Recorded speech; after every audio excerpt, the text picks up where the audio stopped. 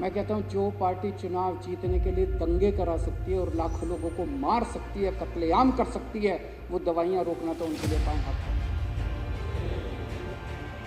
11 मई को ऑर्डर आया, 19 मई के बाद सुप्रीम कोर्ट की छुट्टियाँ होने वाली थी, 20 मई से छुट्टी होने वाली थी। 19 मई की शाम को 5 बजे सुप्रीम कोर्ट बंद हुआ, 20 मई से छुट्टी होने वाली थी। किसी ने सोचा नहीं था 19 मई की रात को 10 बजे इन लोगों ने एक ऑर्डिनेंस पास किया और सुप्रीम कोर्ट के आदेश को पलट दिया, सुप्रीम कोर्ट के आदेश को उल्टा कर दिया, सुप्रीम कोर्ट के आदेश को खारिज कर दिया कि एक ऐसा प्रधानमंत्री आया है जो सुप्रीम कोर्ट को नहीं मानता, एक ऐसा प्रधानमंत्री आया है जो कहता है सुप्रीम कोर्ट जो ऑर्डर पास करेगा मैं उसको पलट दूंगा।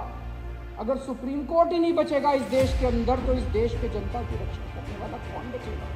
इस देश की जनता को न्याय कौन दिलाएगा? सारा देश तब, मैं जहां भी जाऊं लोग कहें यार मोदी जी तो सुप्रीम कोर्ट को भी नहीं मानते, मोदी जी तो सुप्रीम कोर्ट को भी नहीं मानते, मोदी जी तो सुप्रीम कोर्ट का आदेश भी पलट।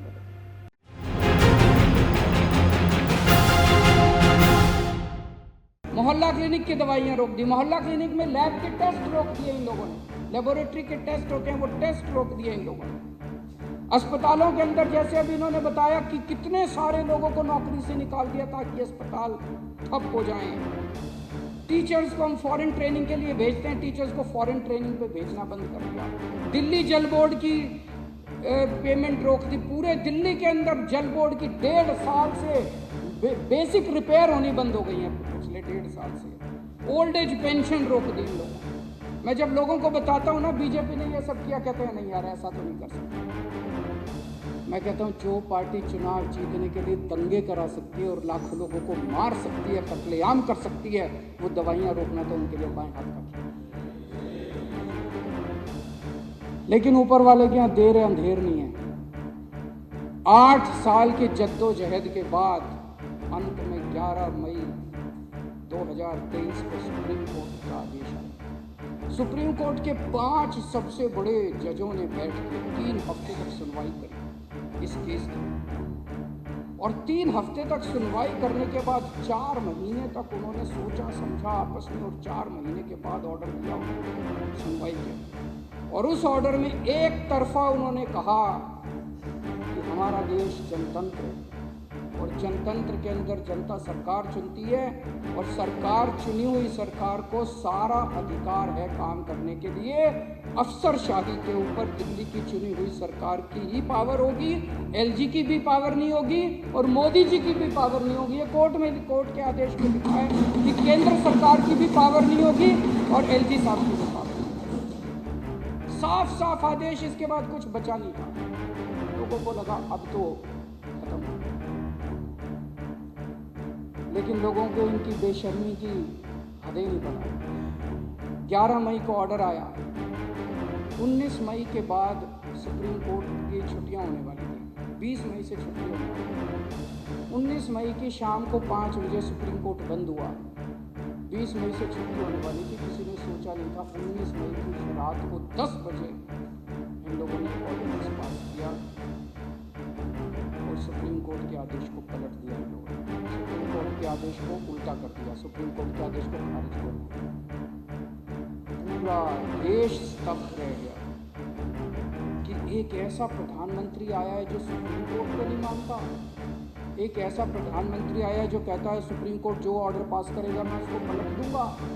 अगर सुप्रीम कोर्ट ही नहीं बचेगा इस देश के अंदर तो इस देश के जनता की रक्षा करने वाला कौन बचेगा? इस देश की जनता को न्याय कौन दिलाएगा? सारा देश तब, मैं जहां भी जाऊं लोग कहें यार मोदी जी तो सुप्रीम कोर्ट को भी नहीं मानते, मोदी जी तो सुप्रीम कोर्ट को भी नहीं मानते, मोदी जी तो सुप्रीम कोर्ट का आदेश नहीं पलट। सारा देश स्तब्ध था। उसके बाद अब ये बिल लेके आए, ऑर्डिनेंस को रिप्लेस करने के लिए बिल लेके आए। मैं सुन रहा था, माननीय गृह मंत्री अमित शाह जी का भाषण सुना मैंने, 2 घंटे भाषण दिया उन्होंने। उस 2 घंटे में एक लाइन भी उन्होंने ये नहीं बताई कि इस बिल को लाने से इस देश की जनता का क्या फायदा होगा, दिल्ली की जनता का क्या फायदा। बार बार बस एक ही लाइन बोल रहे थे, हमारे पास पावर है, संविधान ने हमें पावर दी है ये कानून लाने की, हमारे पास पावर है, सुप्रीम कोर्ट ने हमें पावर, अरे पावर तो तुम्हारे पास सारी है, तो डुबोगे क्या इस देश को? लेके डुबोगे क्या इस देश को? मारोगे क्या लोगों को? तानाशाही करोगे क्या इस देश के ऊपर? कत्लेआम करोगे क्या लोगों का? पावर तो सारी है तुम्हारे पास।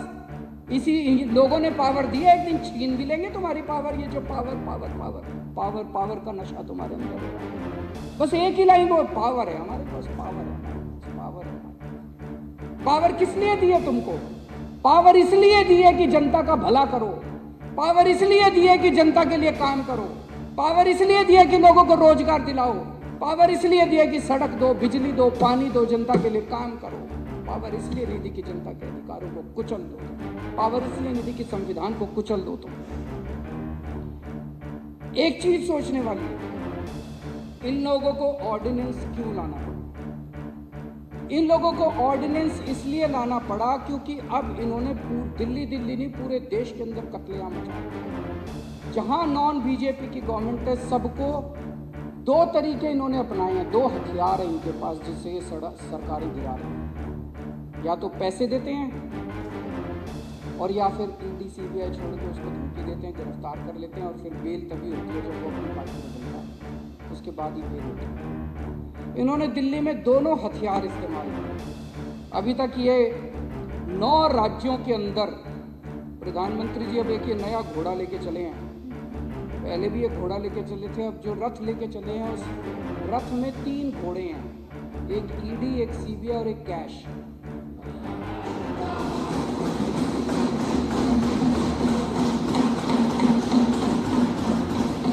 तो मोदी जी एक 3 रथ वाला घोड़ा लेके चले हैं। इस रथ से इन्होंने अरुणाचल प्रदेश जीत लिया।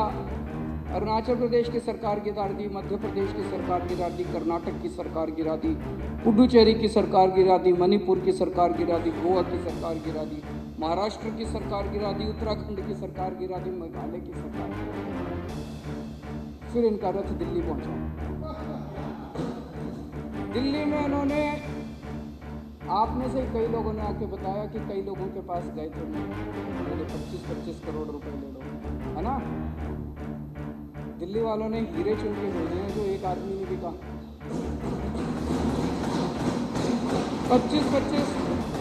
25-25 करोड़ में भी नहीं बिके, कोई नहीं बिके। फिर उन्होंने ईडी सीबीआई भेजी, सतेंद्र जैन को गिरफ्तार कर लिया, मनीष सिसोदिया को गिरफ्तार कर लिया। अभी हम महाराष्ट्र के अंदर तो खेल देख ही रहे हैं। जो पार्टी छोड़ के उनकी पार्टी में जा रहे हैं, सबकी बेल होती जा रही है, सबकी बेल होती जा रही है, ईडी की सबकी। आज अगर मनीष सिसोदिया और सतेंद्र जैन अगर इनकी पार्टी में शामिल हो जाए, कल बेल हो जाए। कोई उन्होंने कुछ गलत काम थोड़ी कर रखा है, ये तो नौटंकी चल रही है। तो उनकी वो भी अब डटे हुए हैं कि तुम्हारी ईडी सीबीआई जो मर्जी कर लो, पूरी जिंदगी जेल में रख लो, लेकिन तुम्हारी पार्टी में नहीं।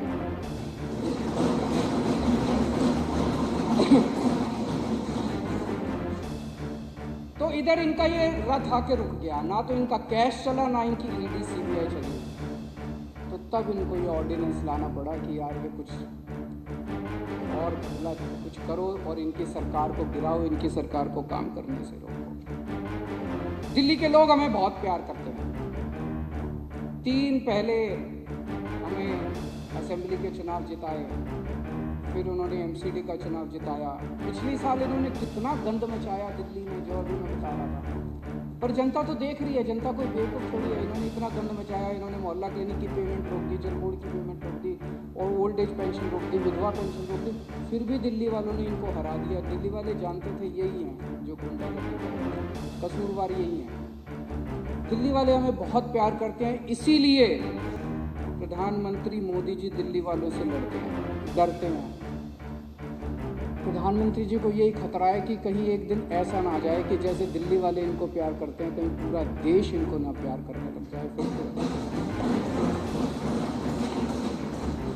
दिल्ली हो गई, दिल्ली के बाद पंजाब वाले भी हमें बहुत प्यार करते हैं। लोग कहते हैं कि दिल्ली और पंजाब में तो 50 साल कम से कम इनकी सरकार कहीं नहीं जाती। उनको यही डर लगता है। 8 साल में 8 साल हो गए हमारी सरकार को, अब 7-8 साल। 8 साल में दिल्ली के लोगों ने इज्जत ही तो कमाई है। पहले दिल्ली को लेके पूरे देश में क्या चर्चा होती थी? कॉमनवेल्थ घोटाला, सीएनजी घोटाला। पूरे देश में जब भी कोई दिल्ली वाला जाता है, अच्छा तो दिल्ली से आया, वही सीएनजी घोटाला, कॉमनवेल्थ घोटाला, ये घोटाला, वो घोटाला, घोटाले से जाने जाते थे।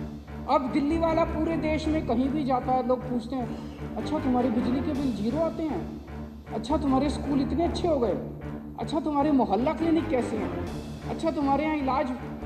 लोग दिल्ली के लोगों की पूरे देश में इज्जत बढ़ती है। लोगों के बाहर से रिश्तेदार आते हैं, मेरे को बताते हैं लोग, बाहर से रिश्तेदार आते हैं, कितने लोग सोशल मीडिया पे डालते हैं। आज मैं बाहर से आया, मैं टैक्सी में बैठा, मैंने टैक्सी ड्राइवर से पूछा, टैक्सी ड्राइवर खूब तारीफ कर रहा था स्कूलों की। आज मैं बाहर से आया, मैं ऑटो में बैठा, मैंने ऑटो ड्राइवर से पूछा, वो खूब तारीफ कर रहा था दिल्ली के अस्पतालों की।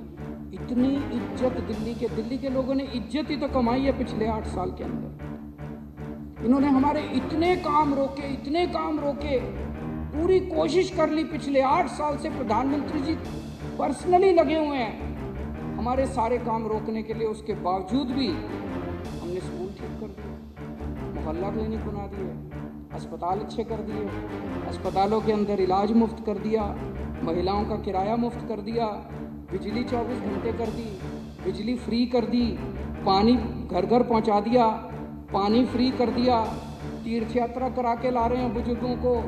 कच्ची कॉलोनियों के अंदर इतना बड़ा सड़क बना रहे हैं, पानी की पाइपलाइन लगा रहे हैं, सीवर का नेटवर्क लगा रहे हैं। ओल्ड एज पेंशन आज सबसे ज़्यादा पूरे देश में दिल्ली के अंदर मिल रही है। सबसे कम महंगाई, ये मैं नहीं कह रहा, केंद्र सरकार का